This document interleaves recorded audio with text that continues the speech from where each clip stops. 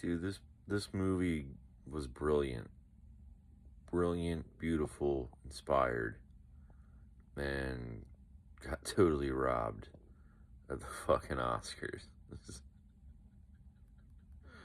not the first time it was obnoxious, but yet another time it was obnoxious.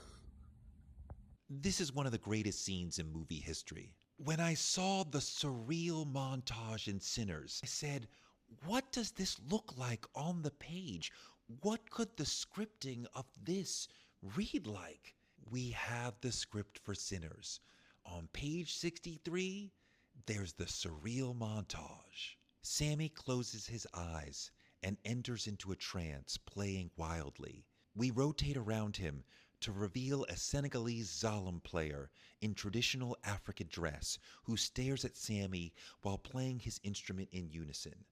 This is a spirit, an ancestor visible to us, the audience, but not to Sammy and the other patrons of the juke. We rotate around to reveal a 1970s black guitarist playing psychedelic rock, a disc jockey spinning from the 1980s. We trace back to the dance floor to find it populated with more ancestors, all of the current day patrons in a trance, their eyes still closed. We find Grace in the kitchen, who takes us to the gambling room where she pulls Bo away from the gambling tables and back onto the dance floor, where a past ancestor, a Zhaoli dancer in full dress, does a traditional dance. A modern dancer leads us back to Sammy, who kicks his singing up to another level. Burning embers and debris fall down around him. We tilt the camera up to reveal the source of the debris. The ceiling of the mill is ablaze with growing gaps exposing the inky star-filled sky beyond. We tilt back down and reveal the crowd, still dancing, and the blaze has engulfed the walls.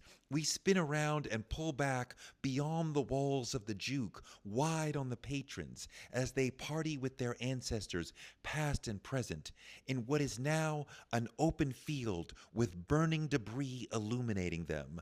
Oh, you didn't think there was more to say? Yeah, there's more to say.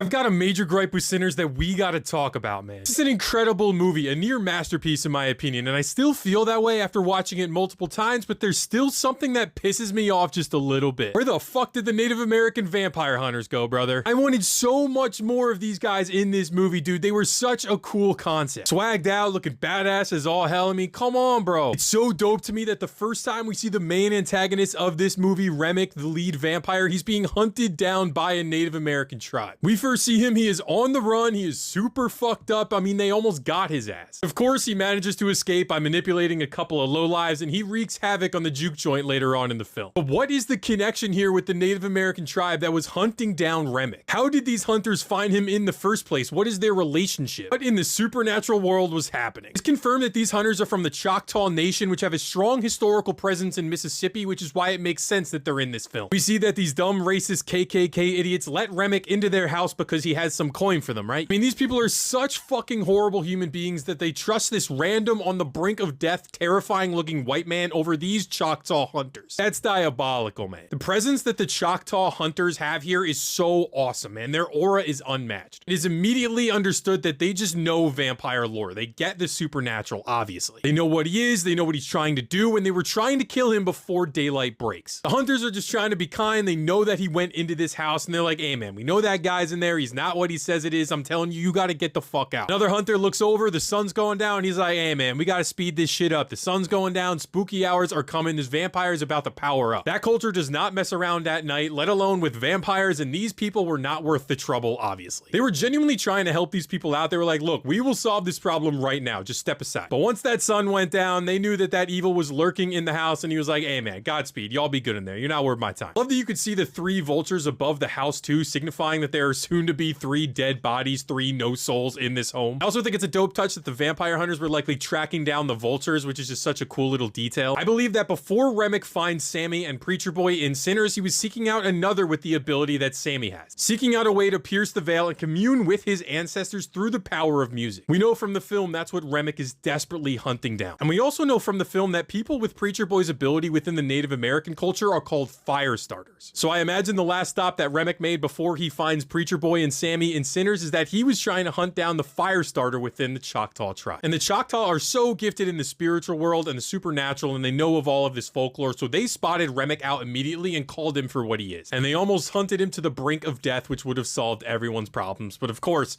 the white man ruined it. I mean, shit, I need someone to make a Native American vampire hunter story or some supernatural folklore story. Now, I like where this guy's saying. I agree with him. I'd love to see more of it, but like, we don't talk about that shit. We don't, because the less you talk about it, the less you experience it. The more you talk about it, the more it comes around.